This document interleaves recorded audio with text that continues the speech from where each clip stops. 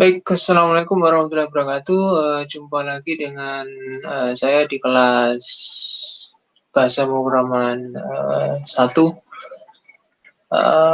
Di dalam video kali ini kita akan membahas tentang array 3 dimensi. Jadi di video sebelumnya kita sudah membahas sebuah contoh membuat program tabel nilai mahasiswa menggunakan array 2 dimensi. Kali ini kita akan mendemonstrasikan pembuatan program menggunakan array 3 dimensi. Studi kasus yang diambil mirip dengan yang saya tulis di modul, yaitu manajemen kontraan, begitu ya. Jadi kalau di modul kita membahas skala yang agak lebih besar, yaitu hotel, maka di video ini kita coba ambil contoh yang sedikit lebih sederhana ya, dengan harapan bisa lebih mudah dipahami oleh mahasiswa sekalian. Jadi kita ambil studi kasus tentang manajemen kamar kontraan, begitu ya. Jadi ceritanya nanti ada rumah ya, ada rumah yang dikontrakkan kamar-kamarnya, begitu ya. Jadi bayangkan saja array 3 dimensi nanti yang akan kita buat adalah mewakili bentuk bangunan rumah tersebut. Jadi bayangkan ada sebuah rumah ya, bayangkan sebuah rumah, ada bangunannya terdiri dari 2 lantai seperti itu ya, terdiri dari 2 lantai. Kemudian setiap lantainya ada 2 lorong ya, setiap lantainya nanti ada 2 lorong, dan setiap lorongnya nanti ada 2 kamar ya, setiap lorongnya nanti ada 2 kamar. Jadi total nanti ada 2 kali 2 kali 2, yaitu 8 kamar. Jadi bayangkan seperti itu, ada rumah begitu ya, punya 2 lantai, kemudian di masing-masing lantai ada 2 lorong ya, ada 2 lorong, kemudian di masing-masing lorong tersebut ada 2 kamar ya, ada 2 kamar ya. Jadi total nanti ada 8 kamar ya. Nanti kita akan buat program di mana ada menunya, ada beberapa menu, diantaranya menu untuk pilih kamar ya, pilih kamar kontrakan, kemudian keluar dari kamar kontrakan ya karena mungkin habis sudah ya masa kontraknya, dan yang ketiga menampilkan ya daftar nama-nama yang mengontrak di rumah tersebut ya. Dan terakhir nanti menu untuk exit program ya.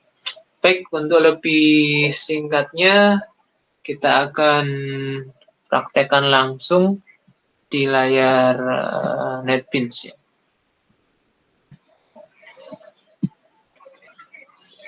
Baik, skenario-nya sekali lagi kita akan membuat array 3 dimensi ya, array 3 dimensi. Jadi sesuai namanya 3 dimensi, nanti bentuknya seperti bangunan ya, seperti gedung ya, karena punya 3 sumbu ya, 3 sumbu X, Y, Z ya.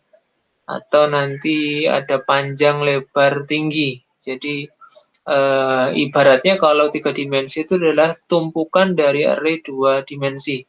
Jadi kalau array 2 dimensi itu tumpukan array 1 dimensi, maka kalau array 3 dimensi adalah tumpukan array 2 dimensi. Jadi array 2 dimensinya kita bayangkan sebagai lantai dari rumah tersebut. Satu lantai itu satu array 2 dimensi. Kalau kita punya 2 lantai, berarti nanti ada 2 array 2 dimensi yang ditumpuk ya, kurang lebihnya seperti itu. Baik, kita akan buat mulai dari kelasnya, masih kita gunakan package array.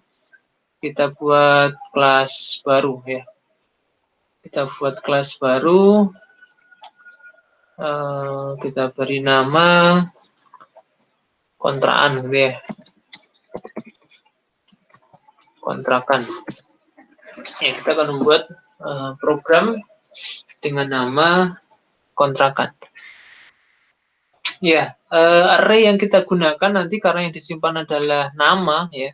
Jadi masing-masing kamar atau masing-masing elemen dari array 3 dimensi ini kita isi dengan nama penghuninya, maka kita akan gunakan tipe data string ya, tipe data string. Oke, kita awali dengan membuat main-nya dulu ya. Kemudian karena nanti ada inputan ya, kita gunakan import, kita panggil import library scanner ya. Kita buat dulu objek untuk scannernya.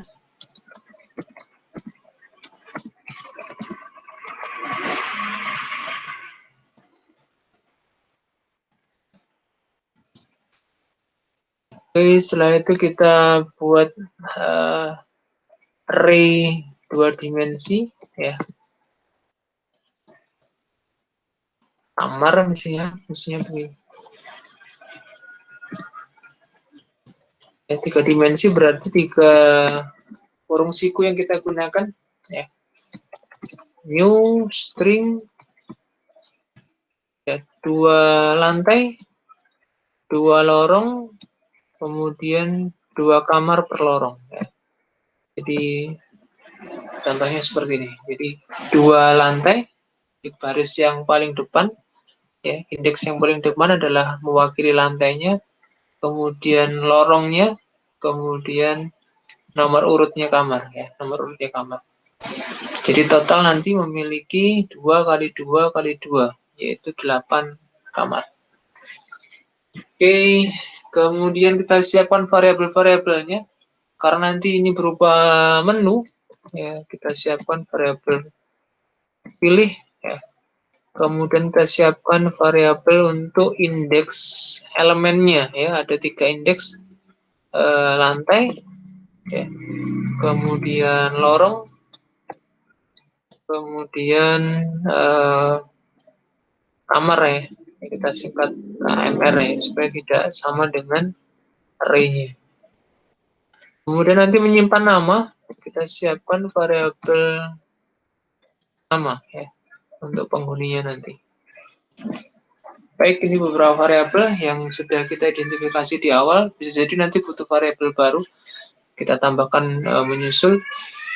Oke, kerangka utamanya kita buat dulu, yaitu untuk menunya. Do while, ya. Tadi rencanakan ada 3 menu utama, menu keempat untuk exit ya. Jadi pilih sama dengan, tidak sama dengan 4 ya. Jadi kalau tidak sama dengan 4, berarti dia masih kembali ke atas. Kita inisialisasi, pilihnya sama dengan 0, supaya nggak di-errorkan sama NetBeans. Oke, kerangka menu sudah kita buat. Kita tulis daftar menunya ya.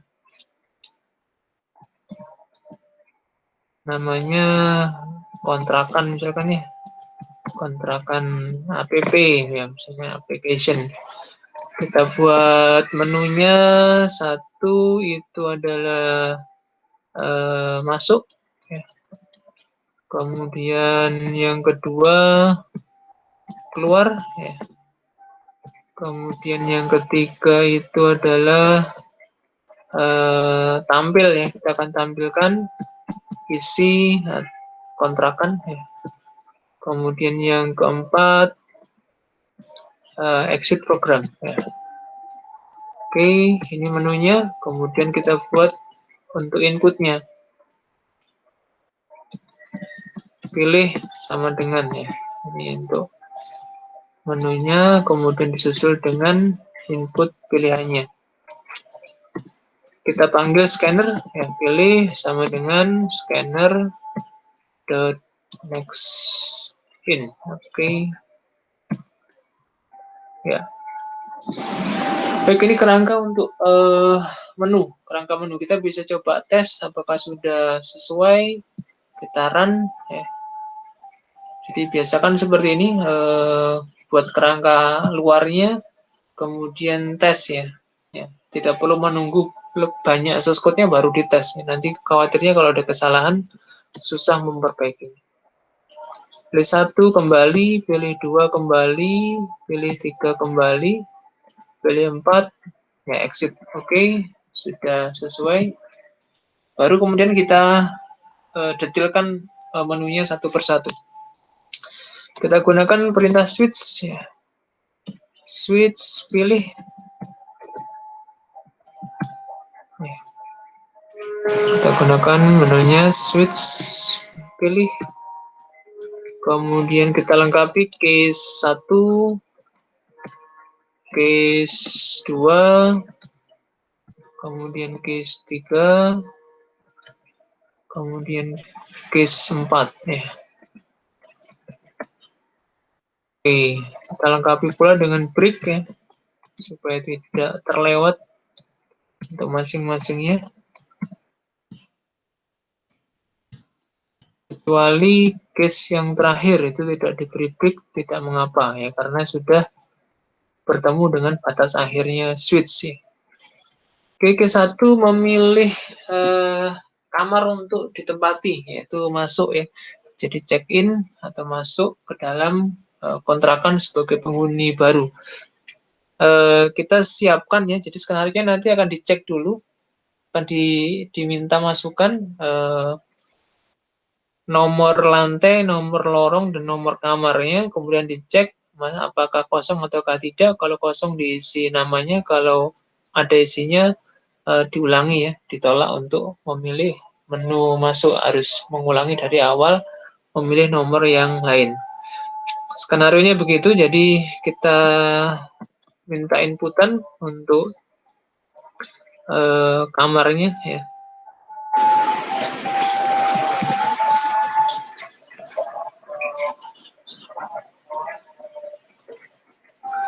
Kita input lantainya dulu. Kita tanya lantainya berapa, ya, kemudian kita masukkan ke variabel lantai s.maxin. Kemudian dengan cara yang sama kita minta input untuk lorongnya, ya, di lorong berapa, ya. Lorong kita buat input juga s.maxin. Kemudian terakhir nomor urut kamarnya, kamar keberapa, ya. Kita luruskan aja dengan atasnya supaya rapi. Kamar s.maxin juga. Baik, inputan lantai, lorong, kamar sudah. Kemudian kita cek, ya, kita cek apakah di indeks tersebut, ya, indeks yang dimasukkan tersebut sudah terisi ataukah belum, ya. Kita gunakan perintah if kamar, indeksnya pertama lantai, jangan lupa mengurangi dengan 1, ya, karena dimulai dari 0. Kemudian lorongnya, indeks lorong dikurangi 1 juga. Kemudian indeks kamar juga kita kurangi 1, ya. Kita cek dengan perintah seperti ini, ya. Apakah kamar lantai indeks -1, ya, indeks lorong -1, kamar -1 itu sama dengan 0. Jika sama dengan 0, ya, itu berarti bisa ditempati, ya. Ya. Kita beri keterangan misalnya kamar tersedia, oke. Kemudian kita minta masukkan untuk nama penghuninya, ya. Nama penghuni, ya. Ini siapa, ya. Kita tanya. Kemudian namanya kita simpan, ya, kita simpan menggunakan perintah scanner s.next. Oke, setelah itu, setelah namanya diinputkan dari user, ya, nama tersebut kita simpan ke dalam array, ya. Oke, jadi caranya seperti ini. Jadi setelah nama dimasukkan oleh user, maka nama kemudian kita masukkan ke dalam array. Mulai dari indeks lantai -1, lorong -1, kamar -1. Itu jika if-nya bernilai 0, artinya kamarnya kosong. Jika tidak kosong, else kita bisa tampilkan pesan kamar sudah terisi misalnya.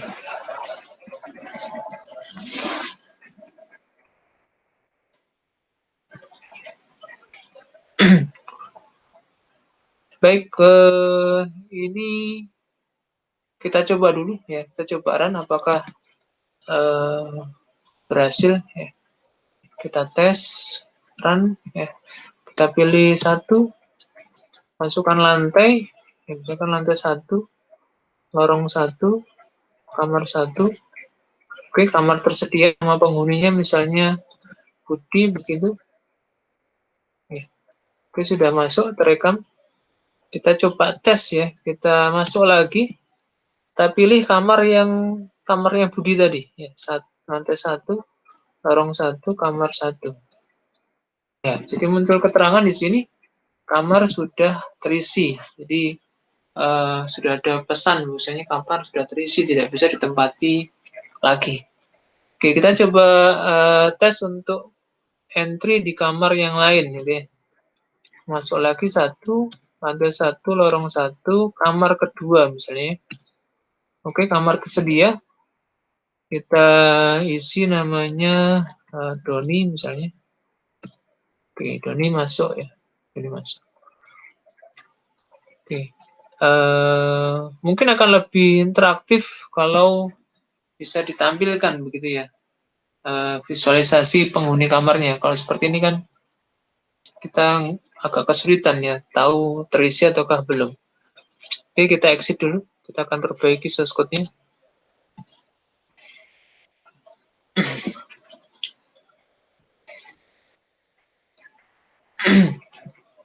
Baik, jadi mungkin di sini, di awal di sini, sebelum inputan lantai lorong kamar, bisa kita tampilkan kondisi kontrakan kondisi kontrakan bisa kita tampilkan datanya, mana yang kosong, mana yang terisi Mana yang kosong, mana yang terisi.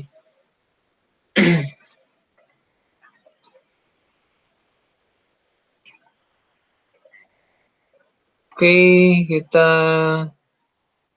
gunakan perintah looping.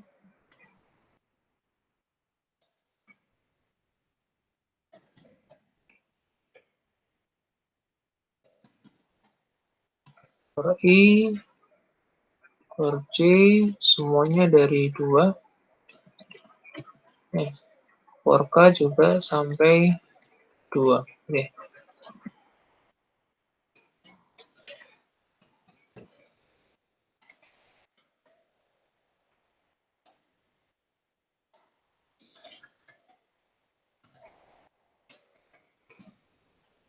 If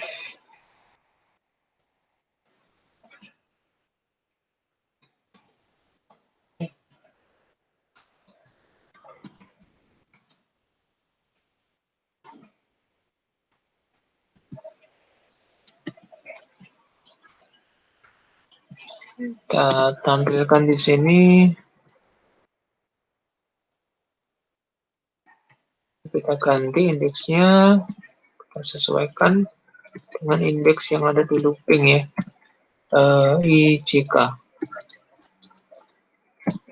Oke, kita akan tampilkan kondisi kamar. Ini kamarnya ke samping jadi untuk K ini kita buat ke samping saja, sehingga kita pilih print.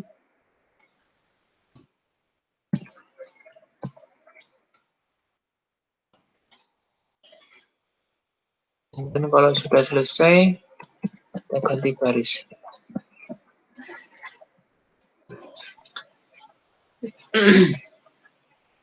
Kita akan lihat nanti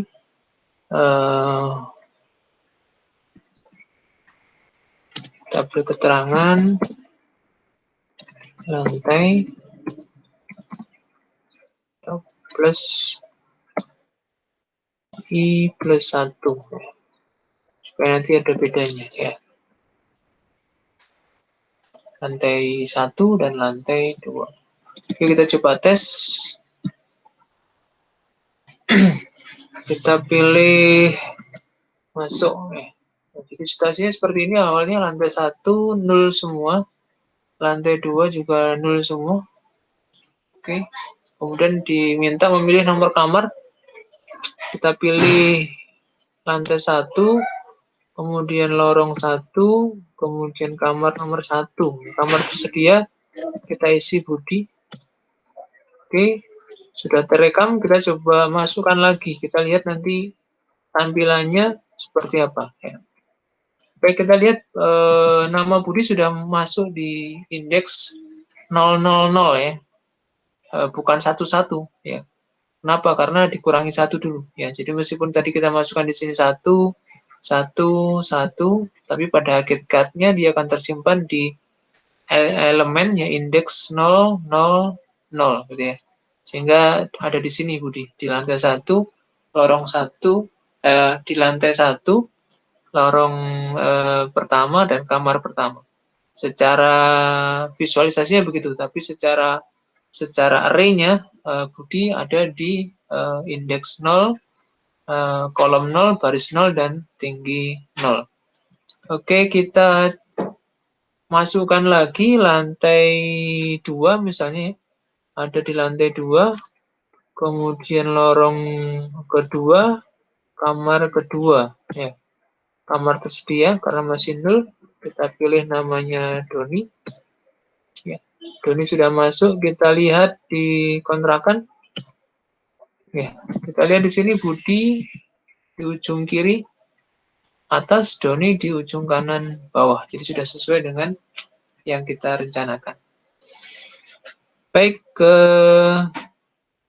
kita tambahkan lagi misalnya skenario-nya di lantai 1, lorong 1, kamar 1 misalnya, kita coba lagi.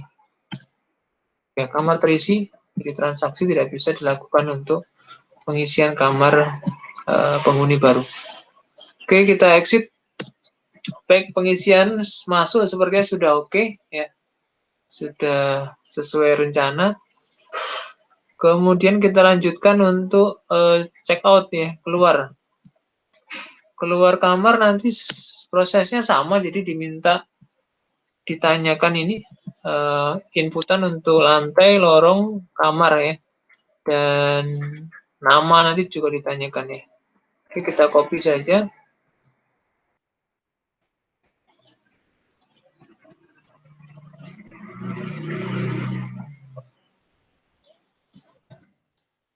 Copy, kita pindahkan di case 2 ya, case 2.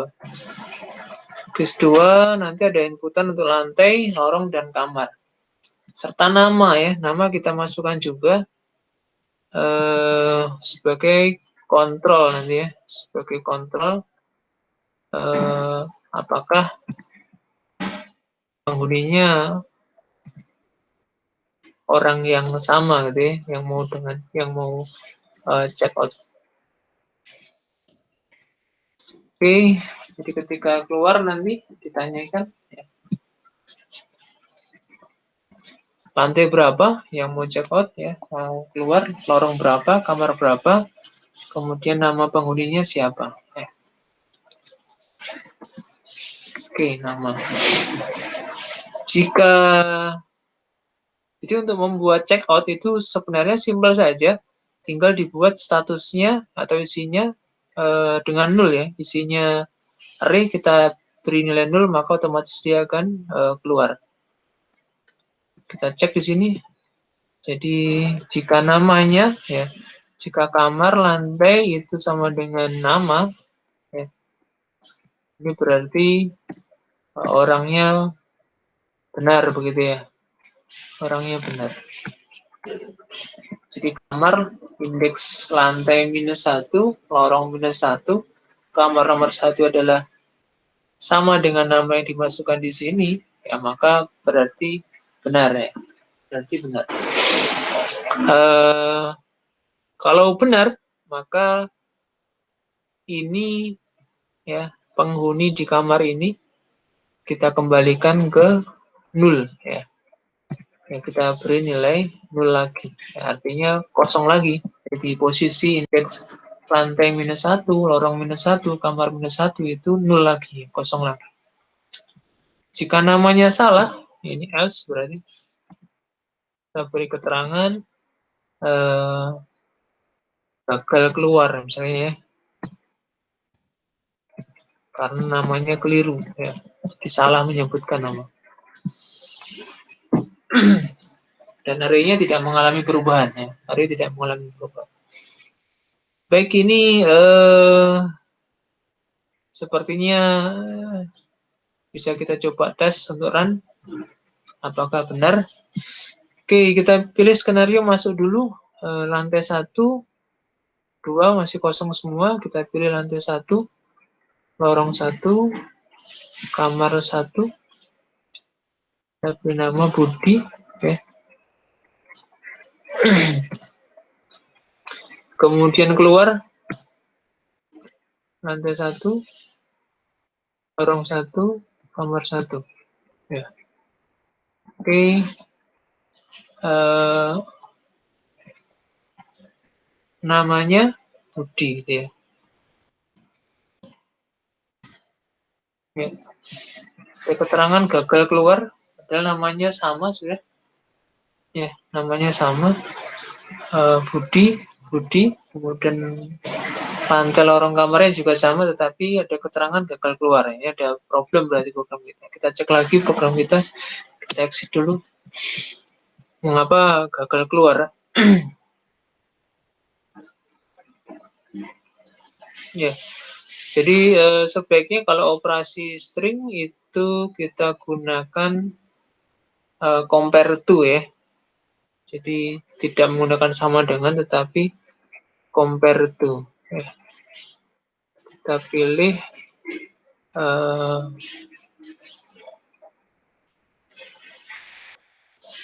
equals ignore case ya. Equal ignore case ya. Kita pilih equal ignore case.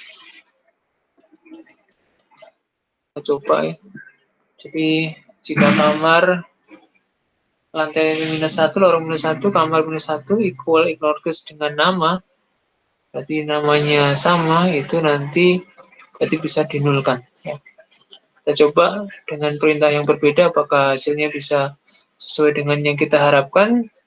Kita pilih 1, kita booking dulu lantai 1, lorong 1, kamar 1, namanya Budi. Kemudian keluar ya, lantai 1, lorong 1, kamar 1, namanya Budi. Ya, sepertinya berhasil. Ya, sepertinya berhasil. Mestinya kita tambahkan keterangan keluar berhasil ya. Nanti kita ubah sesudahnya, kita cek dulu. Kita mau masuk lagi. Ya, jadi kita lihat sekarang posisinya Budi sudah berubah 0 kembali. Ya, sudah berubah 0 kembali. Jadi sepertinya sudah oke. Untuk checkout sudah berhasil ya. Checkout sudah berhasil. Kita stop saja. Kita stop.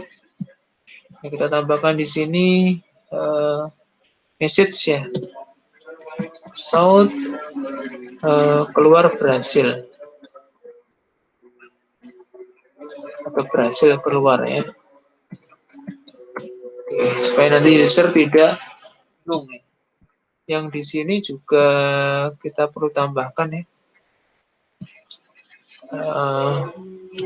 South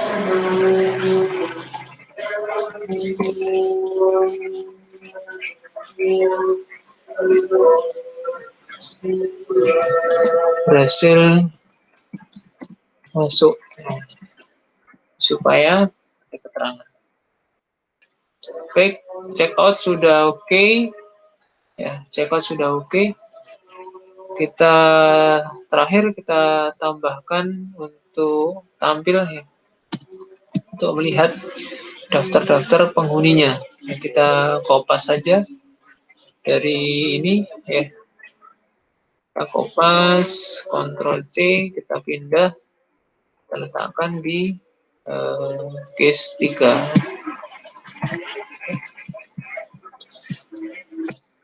Beri keterangan daftar penghuni gitu ya. Daftar penghuni. Ada 1 nanti namanya siapa muncul, ada 2 dan seterusnya akan muncul juga. Case 4 sekalian pesan terima kasih ya. Oke, saya kira sudah lengkap case 1, case 2, case 3, case 4. Kita coba run lagi.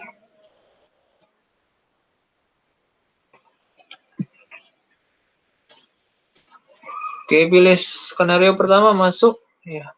Posisi masih kosong semua. Kita pilih lantai 2, lorong 1, kamar 2 ya. 212 ini, Rosa Blank ya. Oke, namanya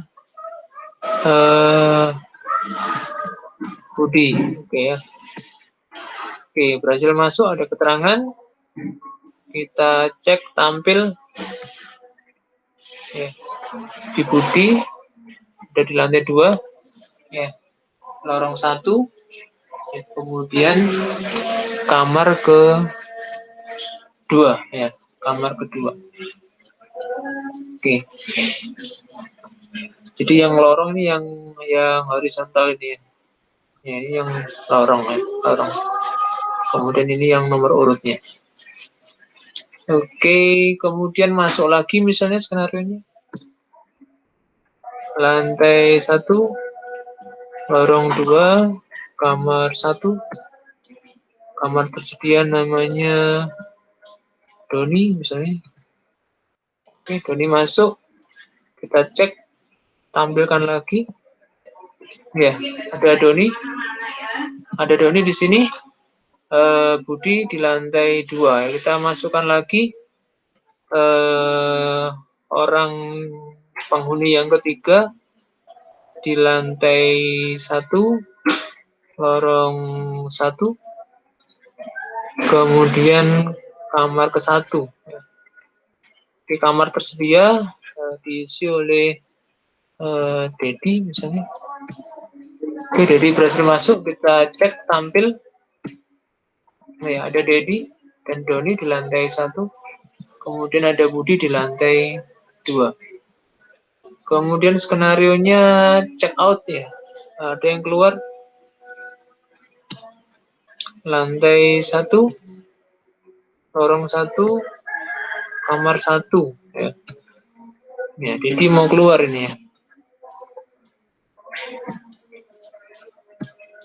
Ya, berhasil keluar. Meskipun tulisannya pakai di kecil, tapi karena tadi kita gunakan ignore case, sehingga besar kecil diabaikan. Jadi berhasil keluar, kita cek apakah benar datanya sudah hilang. Kita pilih menu tampil. Ya, di tempatnya Dedi sudah 0 ya. Tinggal Doni di lantai 1 dan Budi di lantai 2. Oke, baik. Saya kira semua menu sudah kita coba. Oke, kita tekan exit ya. Muncul teks terima kasih. Baik, mahasiswa sekalian, ini adalah contoh program untuk implementasi array 3 dimensi ya, di mana kita gunakan array 3 dimensi untuk menyimpan data penghuni kontrakan, Ini sebenarnya kasus yang lebih sederhana, penyederhanaan dari yang ada di modul ya. Kalau modul ruang lingkupnya hotel dengan jumlah kamar yang lebih banyak, kalau di sini kita gunakan kontrakan dengan jumlah kamar yang lebih sedikit. Namun bedanya di program ini sudah ada fitur untuk check out ya. Kalau di modul belum ada, sehingga nanti bisa dikombinasikan antara yang di video ini dengan yang ada di modul. Jadi teknik untuk check out sederhana sekali. Kita cari dulu kamar lorongnya ya dan lantainya. Kemudian kalau sudah ketemu, kita tinggal tinggal isi yang semula nama dengan nul ya. Ini adalah tanda bahwasanya yang bersangkutan sudah check out. Ya, kemudian kalau sudah nul itu bisa diisi lagi oleh orang berikutnya. Ya, kenapa? Karena ketika check-in itu ditanya di sini, ya, apakah kamarnya itu adalah sama dengan nul. Sehingga kalau sama dengan nul bisa diisi oleh penghuni yang baru. Baik, saya kira itu untuk contoh implementasi program menggunakan array 3 dimensi. Jadi saran saya nanti silakan dicoba contoh-contoh program yang ada di modul, kemudian silakan dikembangkan sendiri. Baik, saya kira itu dulu sedikit penjelasan dari saya untuk melengkapi apa-apa yang sudah ada di modul. Kalau ada pertanyaan, ada yang kurang jelas, silakan disampaikan. Bisa di grup WA kita atau bisa japri langsung ke saya. Baik, selamat belajar, selamat berlatih. Ya, semoga ilmunya bermanfaat. Kita insya Allah ketemu lagi pada pertemuan berikutnya. Ya, sekian dari saya. Billahi taufiq wal hidayah. Assalamualaikum warahmatullahi wabarakatuh.